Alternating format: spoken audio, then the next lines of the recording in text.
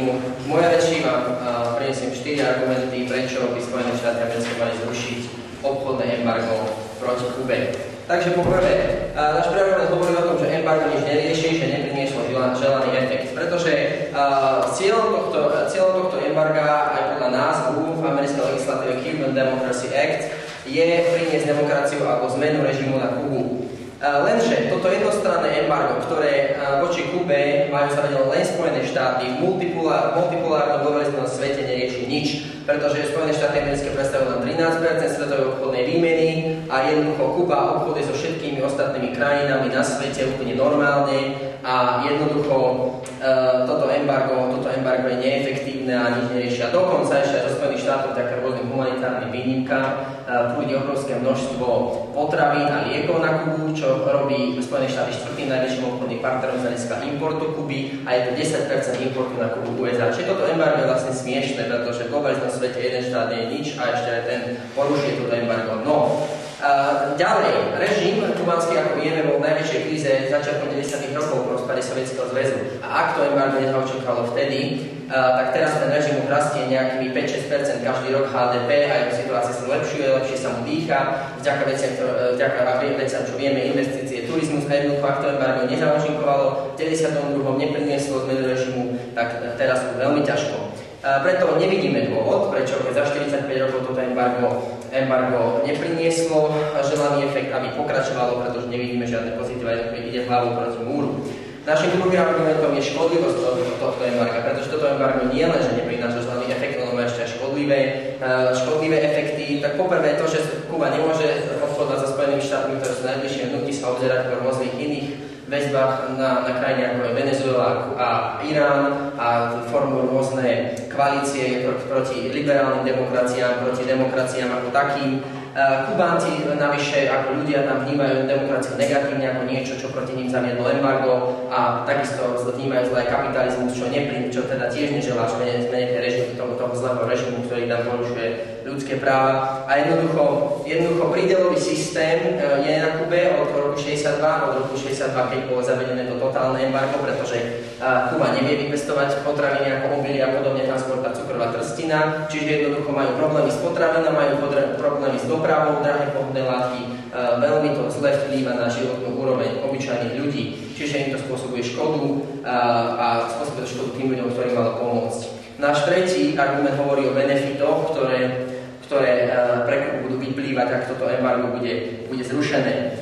Bude tam viacej investícií, to je poprvé, bude raz súkromný sektor, čo bude znamenať viacej peňazí v rukách ľudí, menej peňazí v rukách režimu proporčne, viacej možností pre ľudí, jednoducho ten, kto má viac peňazí, má viac možností. Viac turizmu takisto prinesie kontakty so zahraničím, prinesie informácie, prinesie väčšiu pluralitu, teda izolácia Kubáncov sa zníži, čo bude opäť pozitívne vplývať na to, že keď budeme menej izolácie, tak sa tam dostane nejaké myšlienky možno a bude väčší tlak na režim.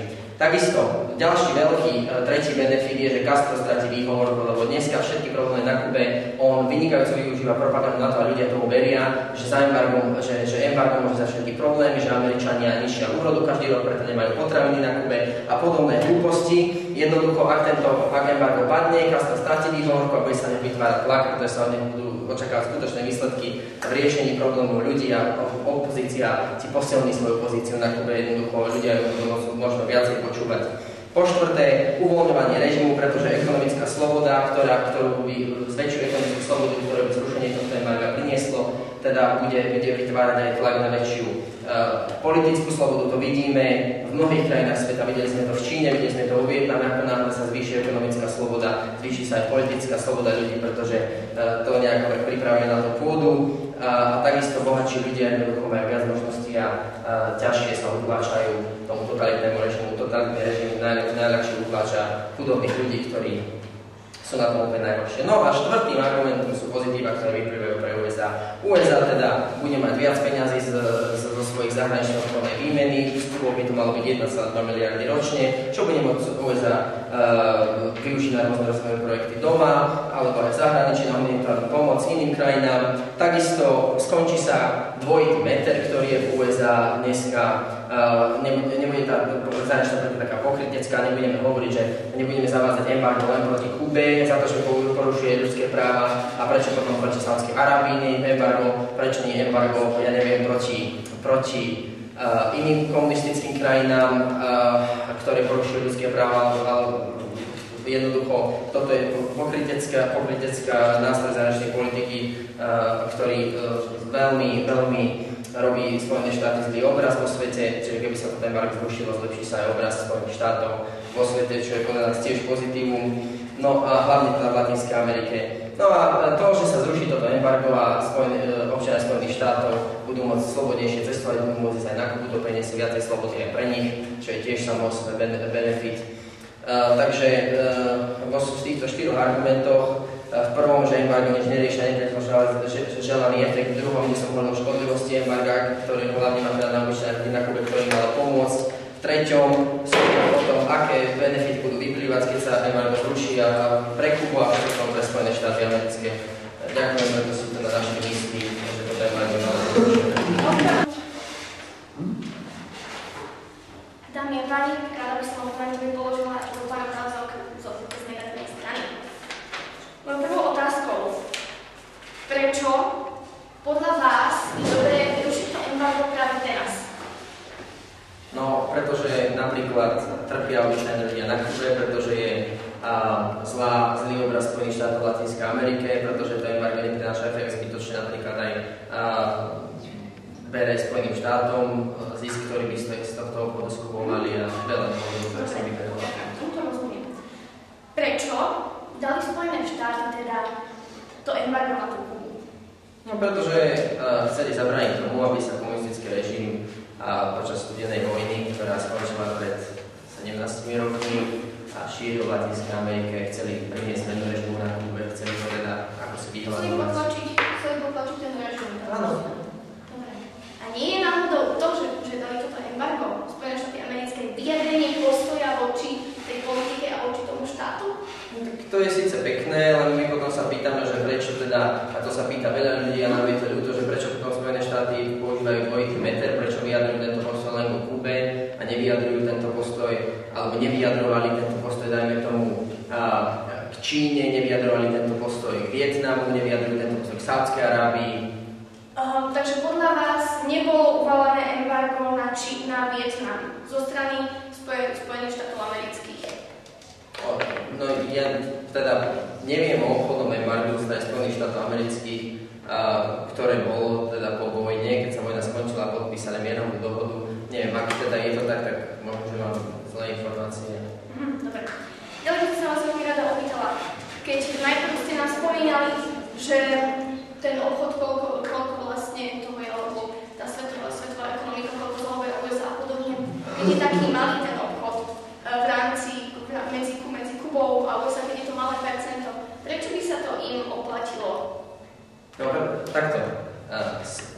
Ten obchod nie je malý, ten obchod je z celosvetového hľadiska malý a oni sú veľmi blízko seba, tam je tradícia obchod medzi tými krajinami, čiže by sa to obidvom veľmi dobre oplatilo, keby to embargo zrušili. Problém je v tom, že keď to embargo je dneska zavedené, tak má v celosvetovom meradle veľmi malý význam ako embargo a teda to, že sa neobchoduje, má veľmi malý význam v celosvetovom význame, ale keby sa obchodovalo, tak to bude mať veľmi veľký význam, to je ten rozdiel. Takže tým, že Spojené štáty americké odstrania to embargo, vlastne získajú veľmi dobrý priestor, kde môžu obchodovať a je to pre nich veľmi výhodné, pretože získajú veľa. Áno, tak napríklad získajú lacný cukor z Kuby, získajú lacný nikel z Kuby, prestane sa na nich pozerať ako na nejakých pokrytov, zlepší sa v Latinskej Amerike. Ďakujem na to vašu odpoveď. Ja ďakujem.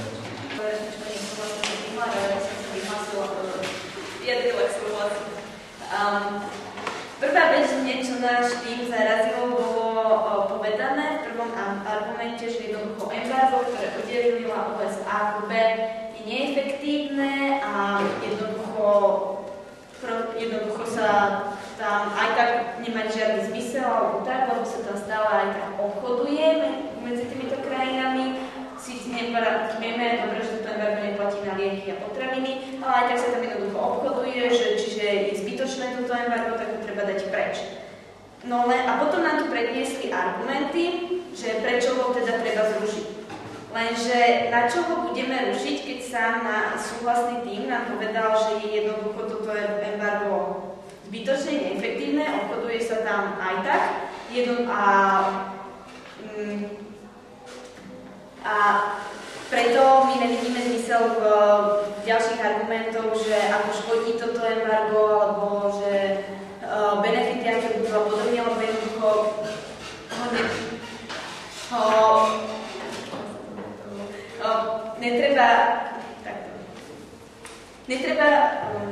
netreba ho rušiť, áno, netreba ho rušiť preto, lebo jednoducho sa tam stále obchoduje a sám súhlasný tým nás povedal, čiže je zbytočné a je to len nejaká taká šuka, ktorá tam je. V podstate my ju ani nemusíme odstrániť. My keď ju neodstránime, týmto USA si v medzinárodných stykoch potvrdí to, že ono si stojí za svojím slovom, lebo vyjadrí určitý názor voči nejakej krajine. Čiže to ho tam v pohode môže nechať, tak to nestratí medzi ostatnými krajinami nejakú tú prestíž, lebo si stojí za slovom, pretože ho udelili embargo Kube, lebo nesúhlasili s režimom. Jednoducho to bol ich postoj voči režimu, takže ho netreba ho rušiť. Ďalej nám to bolo povedané, že jednoducho Kubánci na tom sú zlé, že vďaka tomuto embargu, že je to nejaká sa majú horšie a horšie, lenže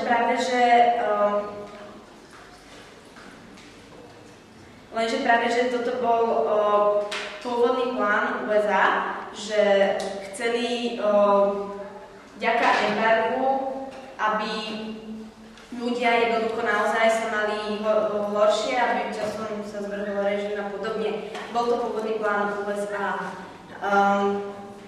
Preto my si myslíme, že toto embargo treba nechať, lebo dobre vieme, že najsilnejší najsilnejšia ruka v tejto krajine, Fidel Castro, postupne nám dožíva a je veľká šanca, nehovoríme, že to sa tak určite stane, proste je tu šanca, že dojde po zmene režimu, dojde k revolúcii. Takto, keď USA nechá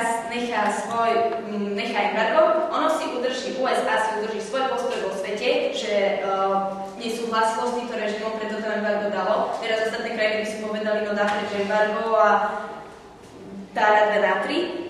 Čiže nie je potrebné ho rušiť. Bude lepšie, keď počkáme a uvidíme, čo sa stane potom. Taktiež na krížovom výsluchu bolo potvrdené, že sami ste povedali, že Vietnam, prečo nedajú embargo na Vietnam, alebo tak, prečo nebolo dané po vojne. Práve, že na Vietnam bolo dané embargo od USA, ktoré potom zrušili, keď sa zmenil režim. Keď sa zmenil režim, tak v podstate došlo k demokratizácii a podobne a USA stiahli svoje embargo. Preto my si myslíme, že teraz treba počkať, pretože Fidel Castro je na tom zle a môže dojsť revolúcii, nehovoríme, že sa tak stane, sú rôzne cesty, ja nechcem veštica, jednoducho ja neviem, čo sa stane, sú rôzne cesty, ako to bude ďalej na Kube pokračovať, ale môže dojsť k tomu, že dojde k revolúcii a potom embargo môže ísť preč.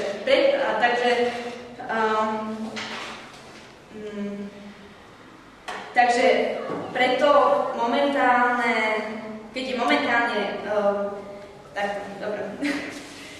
taktiež tu boli spomenuté určité benefity, že pre USA, aj pre Kubu a podobne, že tam USA budú môcť obchodovať s Kubou a tak, alebo môžu ísť Američania na dovolenku.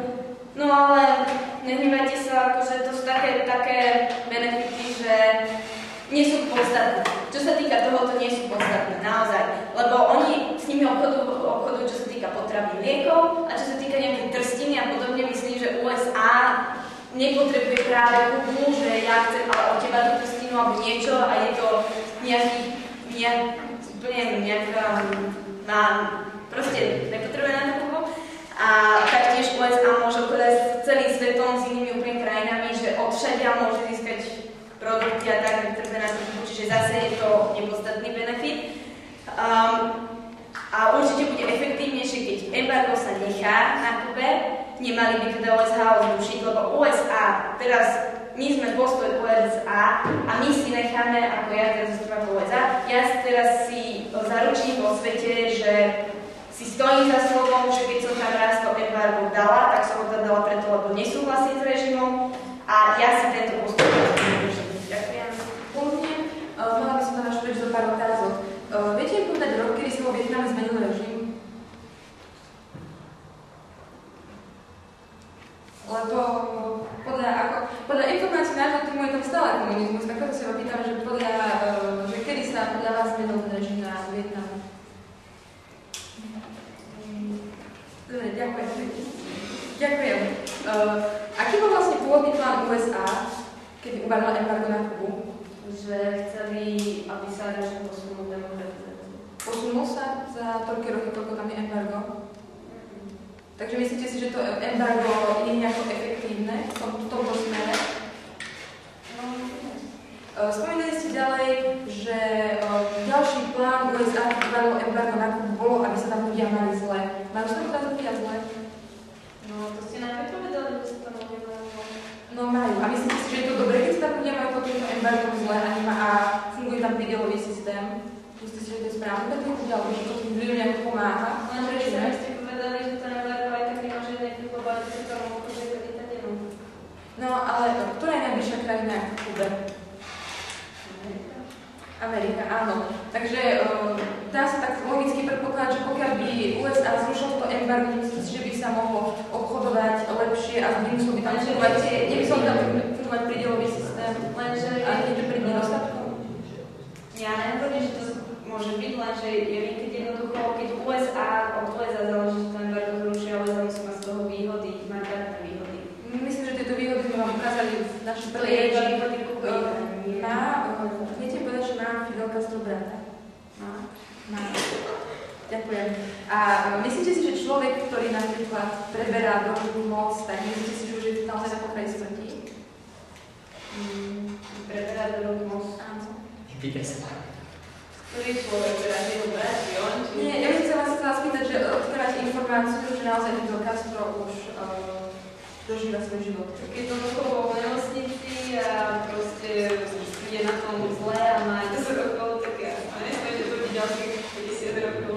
Takže, ale pokiaľ by preberal moc, tak už pokiaľ by bola správa, že preberá moc, tak asi nedožíva. Ako Fidel? Že to áno.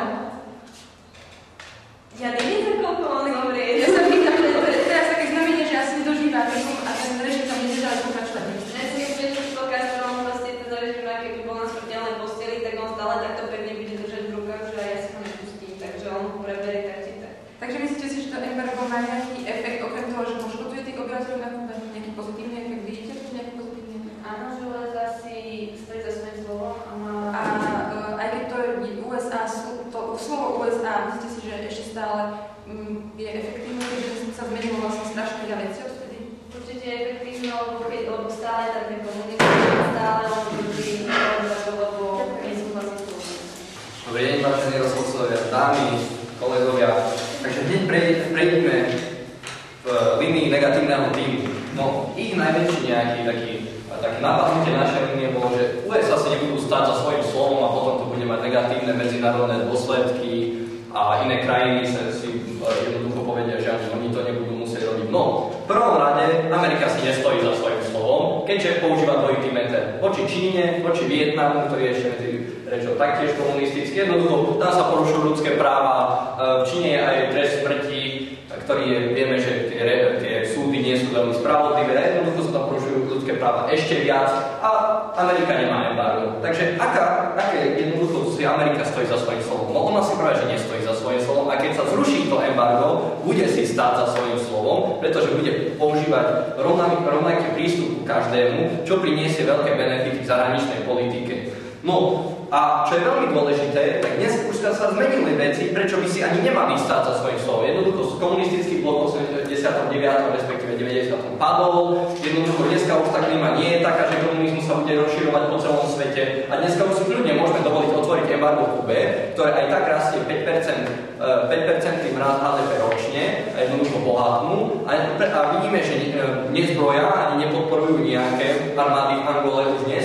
Dokonca podľa Ameriky samotnej nie sú bezpečnostná hrozba, takže naozaj tento dôvod tu už padol. No, že ten prvotný cieľ bol zrušiť embargo. No to áno, či teda zrušiť režim, no to samozrejme, že bol, ale keď už v 90. rokoch, keď im prestali prúdiť investície, alebo teda dotácie zo sovietskeho bloku, ten režim nepadol, on už nepadne nikdy. To bola najhoršia časť v histórii, kedy jednoducho sa mala Kuba naozaj zlá, to prežila. No a že Fidel dožíva. No dnes ráno som sledoval ČT24 a Hugo Chávez vyhlásil, že Fidel už neoficiálne prebral väčšinu svojej moci. Mimochodom, Chávez ešte, čo sa týka Fidela, neklamal, takže mali by sme to brať ako dôveryhodnú informáciu. No a jediný nejaký také napadnutie našej línie som videl v prvom argumente, že je tu nejaká neefektívnosť. No s tými číslami, ja vám to rád vysvetlím, že ako to je. Momentálne, aj keď USA majú embargo na Kubu, je 10% importu Kuby prichádza z Ameriky. To sú iba tie práve lieky a potraviny, na ktoré sa to nesťahuje. Aj tak je to 10% importu Kuby, čo robí z USA 4. najväčšieho importéra, teda respektíve exportéra, na Kubu.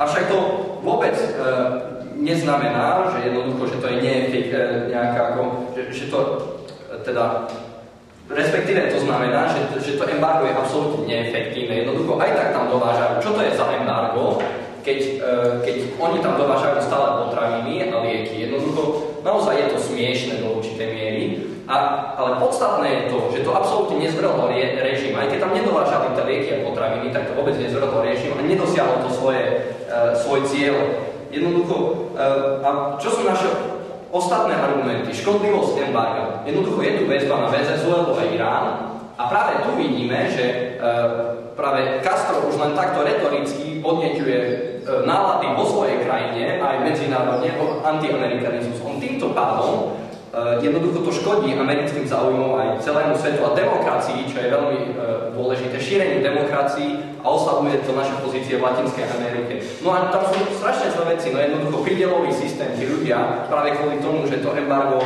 do určitej miery to bráni, tomu jednoducho tam nemajú čo jesť. No toto je strašne zlé podľa nás a je tam nedostatok potravín. To sa zlepší, keď sa zruší. Zlepší sa doprava, čo je veľmi dôležité, tiež už tam nebudú musieť stopovať títo Kubánci, ale budú musieť napríklad aj autobusom. Ale čo je najdôležitejšie, že práve ako náš obchod pomáha celkovej Kube a to v konečnom dôsledku môže zmeniť tento režim. To je najdôležitejšie. Bude tam viacej investície, teda dneska už je na Kube povolené súkromné vlastníctvo do určitej miery. Budú mať ľudia viacej peňazí. Tým pádom bude bohatšia vrstva nejaká. Vieme, že práve bohatší ľudia si viacej narokujú na slobodu aj politickú. Keď majú už nejakú osobnú, tak chcú mať politickú. Práve chudobní ľudia sú najchylnejší podľahnúť totalitným režimom.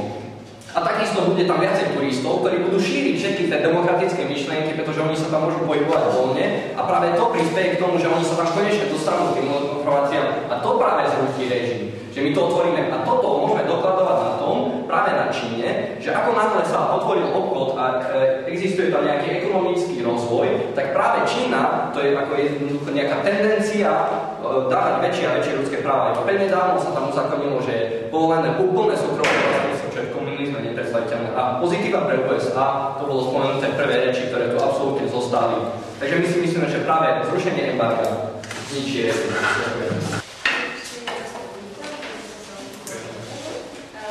Ako mi dokážete, že Castro z USA bude obchodovať, keď sa zruší embargo? Ja si myslím, že jednoducho Kubancov to je jedno, že už dnes, keď tam naozaj majú turistický systém a obchodujú s kapitalistickým západom, teda Európskou úniou, že prečo by nemali z Ameriku.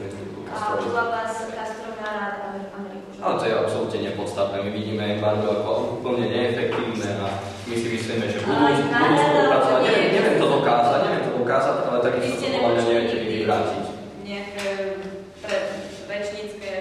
No ja som počul aj Castrové rečnícke prejavy proti tomu, že aký kapitalizmus celý zlý a kľudne európski turisti tam chodia, teda asi naozaj to nie je tak, ako takže hovorím. podľa vás bude, áno, pochopili sme, že bude chcieť obchodovať s Kubou. Ďakujeme. Váš postoj alebo vaša prezentácia, ktorú ste nám to prezentovali, je podľa vás výhodná pre Kubu? Aj pre Kubu, aj pre US, aj pre celý svet. A pre USA je tiež výhodná. A podľa vás bude pre USA markantný prínos, keď bude obchodovať s Kubou? Ale to nie je to, že to bude jednoducho markantný prínos. Jednoducho bude tam prínos. To je všetko, či bude väčší, či menší bude. To je, a my si myslíme, že práve keď to je zrušenie tých negatív, ktoré sú jednoducho, že Castro sa stále nahovára ostatné krajiny ako Irán a Venezuela, proti USA, to je veľký benefit.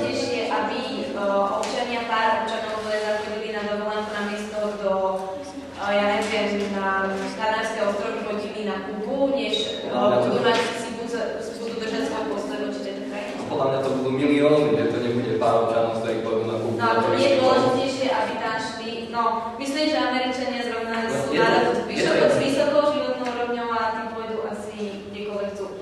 Takže bude to určite viac, než keď si zaručia medzi ostatnými krajinami svoj postoj, keď si ho podržia, že oni... Dneska si ho nezaručujú, ako som vám ukázal, že oni jednoducho s Čínou sa rozprávajú, s Vietnamom sa rozprávajú, so Saudskou Arábiou, ktoré porušujú ľudské práva a jednoducho dnes si už neporušujú a práve tým, že to zrušia si budú. Takže ja tvrdím to a ďalej, jednoducho tí Američania tam budú chodiť, pretože je to aj historicky, jednoducho sú na to boli na to zvyknutí. Podľa vás myslíte si, že keď krajina stratí vodcu, je labilnejšia? No, poprvé, na Kube je veľmi dobre zaistené, kto bude nasledovať. Už dneska ako je jasné, že tam bude práve ten Fidel Raúl. A jednoducho, poprvé, nie je tam absolútne žiadna opozícia. Nie je tam vôbec žiadna, oni sú všetci pozatváraní a aj tí, čo sú pozatváraní, až tak veľa nie je. A nie je žiadna opozícia? Nie je. Tam nebolo nikdy. Napríklad, že teraz v tom si ďalšej. No dobre, na Slovensku bolo nejaký rok 68, keď sa tu niečo prejavilo, boli tu stále sviečková revolúcia. No nie sú tam nikdy nejaký otvorený konflikt s režimom. Ja vás tu všetkých zdravím. Volám sa Jitka a z pozície jedna rečníka by som rada reagovala na reč, ktorá prišla z tej strany. Mám tu tieto postupy rozdelené do niekoľkých bodov a to ako prvý je reakcia na to, ako to je v Kube, ako to je s embargom. Potom by sme radi hovorili o Castrovi a o tom, či bude chcieť obchodovať. Po tretie o tom, ako to bude s režimom v budúcnosti. Po štvrté o výhodách pre USA. Po piaté o chovaní sa USA k iným štátom, kde bol režim, ktorý sa nepáčil. Takže najprv k tej neefektívnosti embarga. Ako zaznelo v každej reči, ktorá sa bola, toto embargo tu je.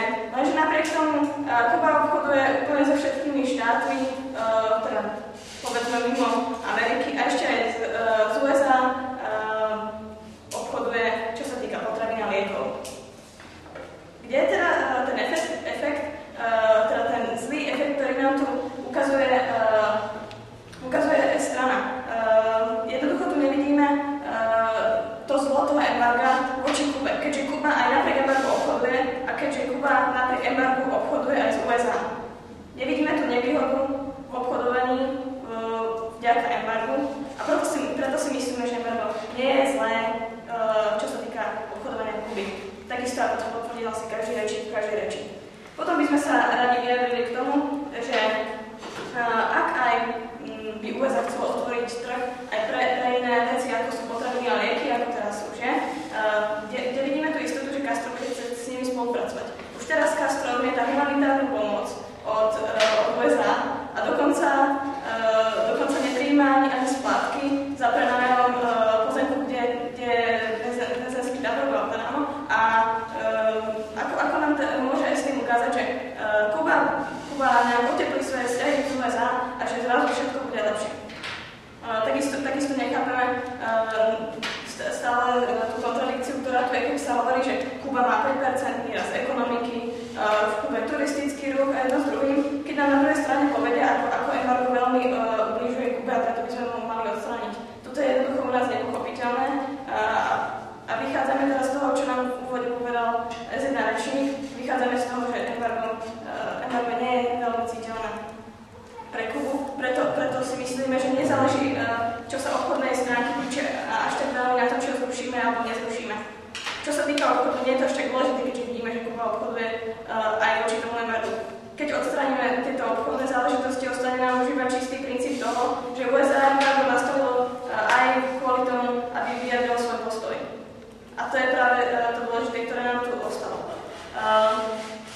Tomu sa ešte vyjadrím. Ďalej by sme hovorili radi o tom, že režim, hovorili sme o budúcnosti režimu, dohľady možno padne, možno nepadne. Nechceme hovoriť o tom, či brat Fidela nastúpi na jeho miesto, nenastúpi. Nie je to až tak podstatné, jednoducho chceme tým povedať, že Fidel Castro bol veľmi, alebo teda je veľmi silný vladár, alebo teda veľmi silnou rukou vládne na Kube. A ako to už býva aj z histórie poznáme, tak sa stáva, že keď práve takýto silný panovník, teda silný vodca odíde, no tak režim je veľmi náchylný na revolúciu. Práve preto si myslíme, že by bolo dobré teraz v tomto okamžiku toto embargo nerušiť a nechať ho a uvidíme, ako sa táto situácia vyvinie. Môžeme to robiť tak, ako to robili USA. Vo Vietname, keď sa režim posunul a liberalizoval sa, potom následne embargo na Vietnam odvolali. Tí sme mysleli tú zmenu režimu, nemysleli sme si, že sa úplne pravidlo nohami, ale liberalizoval sa, zmenil sa týmto spôsobom a potom USA odvolalo toto embargo. Ďalej by sme radi povedali, že ak USA chce odvolať to embargo, ak by ho odvolalo, čo my nechceme, tak by to muselo mať nejaké výhody pre ňu. Jednoducho, prečo by ho odvolávalo, keby to nemalo žiadne výhody pre ňu. My nevidíme teraz žiadny dôvod, žiadny citeľný dôvod USA na to, aby odvolávalo embargo. Neťaží z toho obchodu, alebo neťažilo by z toho obchodu s Kubou takou veľkou mierou, aby sa im oplatilo otvárať trh pre iné veci, ako sú tie potraviny a lieky, ako už teraz dováža do Kuby a jednoducho naozaj nevidíme nejakú citeľnú veľkú výhodu. To, že pár ľudí v Amerike sa nemôže dostať do Kuby, je to síce pravda, ale nevidíme to máš taký dôvod na to, aby sa ten embargo odvolalo, pretože, ako hovorím, nie je teraz ten správny čas. Teraz ešte Amerika si má stať na svojom, má potvrdiť to, že dokiaľ je tam totalitný režim, dokiaľ je tam nejaký zárodok toho komunizmu, tak si ostane na svojom, bude hovoriť áno, tento režim podporovať nebudeme, je nám embargo. To je jednoducho ten dôvod, prečo by to embargo nemali rušiť. Ďakujem. Tak, dobrý deň, dovolte, aby som sa vás pýtal jednu otázku. Prosperuje dneska na Kube režim, je tam voči nemu nejaká opozícia vôbec, je tam voči nemu nejaký populár, teda nejaký ľudový odpor, máte režim nejaké problémy? Ako hovoríte, tak asi prosperuje, keď hovoríte, že 5% každoročne rastie, ako hovoríte. No, výborné, režim prosperuje. Prosperujú ale ľudia na Kube, ktorí musia žiť pod prideleným systémom 45 rokov, ktorí jednoducho... Ktorí majú zadarmo autobus, zadarmo školstvo, zdravotníctvo, je to tam síce takto, ale zase... Dobre, prosperujú títo ľudia na Kube, ktorí môžu byť napríklad zavretí bez dôvodu na niekoľko dní alebo aj na niekoľko mesiacov podľa kubanskej ústavy, ak sú nebezpeční pre režim. Prosperujú títo ľudia tam na Kube, ktorí nemôžu sa zhromažďovať, nemôžu tam napísať, čo chcú povedať, čo chcú. Myslíte si, že naozaj prosperujú, že nie je všetko len o tom? No, tak to je teda tá naša otázka, že prečo nezvrhnú a nemyslíte si teda, no tak povedzte mi, že prečo. No ja si práve myslím, že by sa mal počkať, než dožije, alebo teda našťastie, než dožije Castro a potom sa uvidí... Potom zrazu všetci vyjdú do ulic, áno? To nikto nehovorí, ale je to veľká šanca, je to väčšia šanca. Väčšia šanca, a to ste hovorili, tak teraz ja vás spýtam, tak poznáte mená Ho Chi Minh, Kim Il-sen, Mao Tse-tung, keď títo komunisti v azijských krajinách zomreli, tak tam všetci vyšli do ulic a zvrhli komunistický režim. Dajte mi jeden príklad z histórie, keď komunistický vodca zomrel a režim sa zvrhol. Nehovorím, že sa zvrhol režim v Číne, ale nemyslím, že sa liberalizoval. Liberalizoval sa režim. Ako sa liberalizoval? Nehovorím, že režim na Kube sa musí zvrhnúť. A čo to má s embargom, že sa liberalizoval, prosím vás? Pretože keď sa režim liberalizuje, tak potom USA bude mať dôvod na to, aby embargo zrušil. Potom vyjadri svoj názor, že áno. A ako sa tam ten režim bude liberalizovať teda, keď Spojené štáty prispievajú k tomu, že je teda ekonomicky neliberálne, že je teda ekonomicky uzavretý tým, že si neobchodujú? Ako hovoríte, tak z potraviny a lieky tam dáme. No, kvôli tomu, že je tam humanitárna kríza, kvôli tomu embargu, že oni vlastne len riešia to, čo sme oslovili. Áno, prídelový systém na potraviny je podľa nás teda... Dobre, tam prídelový systém, ale sa nerobte skúpiť úplne nejakú černú dieru alebo niečo strašné. Dobre, ešte sa takto spýtam, teda vy ste sa pýtali, že kde je to zlo embarga, tak vy si myslíte, že keď ľudia majú predielový systém, keď nemajú na pohonné látky, keď sa nie sú investície, či to nie je zlé voči ľuďom sa pýtam? Bolo na Československo embargo po vojne, keď sme mali predielový systém. Jednoducho to nemusí byť všetko Ale embargo 3 roky po vojne, embargo 45 rokov, je to čo proste, či predielový systém. Dobre, ešte o tom obchodovaní, že Castro nebude obchodovať, tak myslíte si, Castro chce, aby Spojené štáty zrušili ten embargo? Deklaruje to tak, že to chce, alebo deklaruje, že to nechce?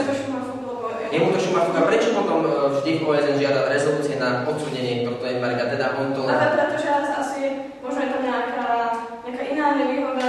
Dobre, ste teda oboznámená s rôznymi vyhláseniami Fidela Castra, ktorý volá potom, aby embargo bolo zrušené, a viete o tom teda, že hovorí, že on potom s Amerikou bude obchodovať, ale nebude ju uprednostňovať? A prečo ste potom hovorili o nejakých protiamerických náladách? Ďakujem. Mať takým dvoch hlavných bodov, ktoré tieto dnešnej debate odzneli.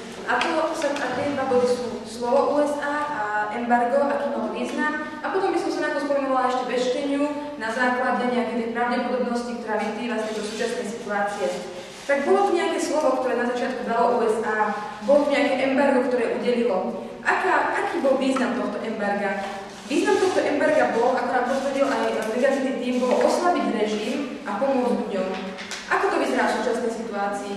Naozaj oslabilo toto embargo ten režim za viac ako 40 rokov? Naozaj tým ľuďom pomohlo? No náš tým sa nám počas celej debaty snažil ukázať, že toto embargo neprinieslo tento želaný efekt a naopak práve týmto ľuďom ešte poškodilo. Dámy a páni, prídelový systém. Ako funguje na Kube prídelový systém? Pasta 1 na 2 mesiace pre 2 osoby. Mydlo pre 1 osobu na mesiac. Dámy a páni, to je prídelový režim. Takto tam trpia občania teraz, keďže ich najbližšia krajina, s ktorou môžu obchodovať, je USA a z USA majú iba ten slabý obchod na 10%, tie lieky a potraviny, ktoré tam chodia. Aj to práve nie je veľmi dostačujúce. A preto, že vzrastá táto ekonomika, síce sa posilňuje režim, ale to neznamená, že to pomáha občanom. Pretože tento režim sa posilňuje, ako táto ekonomika vzrastá, ako toto HDP, ktoré naozaj vzrastá, posilňuje tento režim a vlastne títo ľudia tam trpia, pretože sa nedokážu nejako zoprieť. Čiže máme tu nejaké tie váhy. Na jednej strane váh je USA, ktoré dalo nejaké to slovo, a na druhej strane váh sú výhody a budúcnosť vlastne, čo to slovo spôsobilo. Myslíte si ešte, že USA má nemá náhodou nejaký dvojaký meter, keď na Kubu pozerá jedným okom a na ostatné krajiny pozerá tým druhým. Keď na Kubu uvalilo embargo na toľké roky, takto vlastne nepomáha nejako tým občanom. A na takej krajine, kde sa takisto porušujú ľudské práva, neuvrhlo toto embargo. Nezdá sa vám, že aj toto slovo USA není až také silné, že by sa nedalo porušiť za tú vyššiu hodnotu, čo ako náš tým pomôcť ľuďom. Takže takto to v súčasnej dobe funguje na Kube. Ďalej by som sa chcela venovať v budúcnosti. Takže vidíme, že embargo nič neprinieslo. Čo čakal počas celej debaty negatívny tým? Tak my tu čakáme už 35 rokov, na Kube sa nič nestalo. Teraz si negatívny tým myslí, že pokiaľ Fidel Castro už nebude pri moci, ľudia vyjdú do ulic a zbúria sa. Dámy a páni, toto vôbec tak nefunguje. Nefunguje to tak a nefungovalo tak v minulosti, ako to môžeme vidieť pri iných diktátoroch, ako je Kim Il-sen v Kórei a Ho Chi Minh vo Vietname, kde takisto sa naďalej porušujú ľudské práva a toto vôbec tak nestalo, že by to vlastne prestalo. Taktiež na Kube vidíme ďalšieho nasledovníka, čo je Fidel Castro, brat Raúl Castro. Nevidíme tu žiadnu opozíciu, ktorá by mala aspoň nejakú takú moc, aby nejako tak povzbudila tých ľudí alebo aby nejako podkopala tento režim, ktorý sa tam už drží tak dlho, aj napriek embargu, a neprináša toto embargo žiadny efekt na tento režim. Teraz by som vám chcela predstaviť budúcnosť, ako to vidí náš tým. Tak my sme videli budúcnosť skôr bez toho embarga, čo si myslíme, že by oveľa viac pomohlo tým ľuďom a prinieslo viacej výhod ako nevýhod toto zrušenie embarga. Pretože, čo by sa stalo? Tieto výhody, ktoré sme vám menovali my počas našich rečí, nám nejako negatívny tým nenapadol. A nenapadlo hlavne to, že by sa vlastne že že by tam bolo toho viacej turizmu, čo by samozrejme prinášalo nové myšlienky, boli by tam noví ľudia, bol by voľné cestovanie medzi USA a Kubou, pretože ako som spomínala, USA naozaj najbližšia krajina k Kube a Kuba je veľmi atraktívna krajina, čo sa týka napríklad taká Havana, tam sú tie hotely a prírodné podmienky sú tiež veľmi dobré, tak my si myslíme, že takí tí Američania, ktorí naozaj štrngajú tie doláry v Zoreckách, tak sa pôjdu pozrieť do najbližšej krajiny, ktorá naozaj čo by doplávali. Takže my si myslíme, že tento turizmus by tomu veľmi pomohol a toto nám veľmi negatívny tým nenapadlo. Ďalej je to voľné obchodovanie. Voľné obchodovanie, ktoré by prinieslo oveľa viac na tú Kubu, ako je teraz dovážané. Pretože možno sa teraz obchoduje, ale nie tak vo veľkom, aby občania na Kube netrpeli. A je to, obchoduje sa cez veľkú vzdialenosť, neobchoduje sa za najlepších podmienok, aké môžu byť, ak sa toto embargo zruší. Čo vlastne tieto výhody by viedli k čomu? No viedli by samozrejme k tomu, že by na Kubu sa dostali nejaké tie nové myšlienky, Kuba by sa otvorila pre celý svet, by nebol nejaký zaškatulkovaný a to by pomohlo tým ľuďom a uvedomiť si a možno by vlastne to viedlo aj tomu pádu režimu oveľa viac ako nejaké embargo, ktoré nefunguje.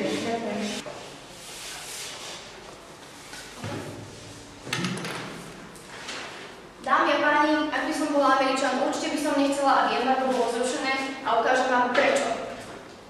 Najprv by som sa vyjadrila k kontradikciám, ktoré nám priniesol súhlasný tým. Potom by som sa vyjadrila k tomu, prečo rušiť embargo, kto ho ruší. A nakoniec k tomu, aké výhody mal doniesť plán, ale ich respektíve, aké výhody mohlo doniesť toto zrušenie, ale ich nedonieslo. Takže postupne. Najprv k tým kontradikciám.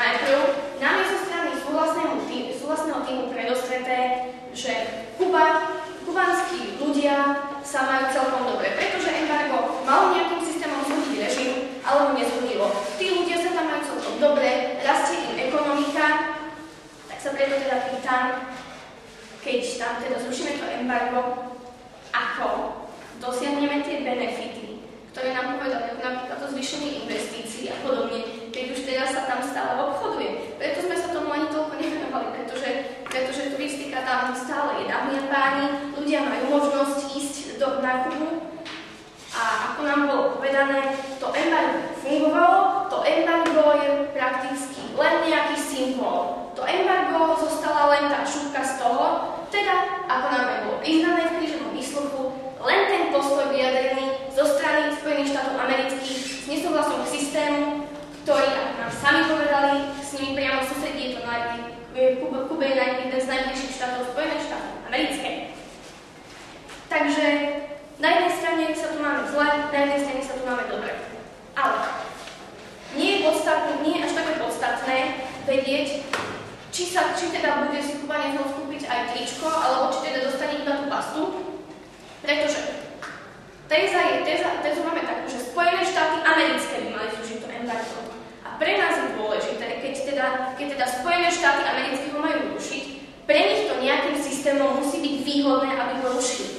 Ale ako sme už ukázali, benefity, ktoré sa nedostavia. Okrem toho, Kuba neobchoduje takým veľkým množstvom s Spojenými štátmi, že by to pre nich bolo výhodné, aby zrovna otvorili obchod s touto krajinou. Predstavuje to len malé percento a oveľa dôležitejšie pre nich je vyjadriť tento postoj tým, že nesúhlasia s totalitným režimom a USA, Spojené štáty americké ako svetová veľmoc predsa nemôžu len tak z ničoho nič ustupovať z toho, čo povedali. Ako sme povedali, Vietnam došlo k liberalizácii, zrušilo sa embargo. Tu nám platí to isté. Ako nám ho dojde k posunu, tak sa zruší embargo. Teraz je chápané ako ten symbol, to, čo chceli Američania vyjadriť. Toto nám tam ostalo. Prečo by sme ho mali rušiť, keď teda obchody sú v pohode, nič iné nemáme. Tým, že zavedieme plán súhlasného týmu, nijako stav nezmeníme. Ale ak ho nezrušíme, dosiahneme to, že teda Amerika vyjadrí stav, zostane vo svojom postoji. Za druhé, Fidel Castro už nie je na tom zdravotne tak dobre a vyzerá to, že už dožíva. Tým, keď máme nejakého silného diktátora alebo silného vodcu režimu, tak ako tu na Castro drží ten režim v pokope. Tak ako napríklad máme, keď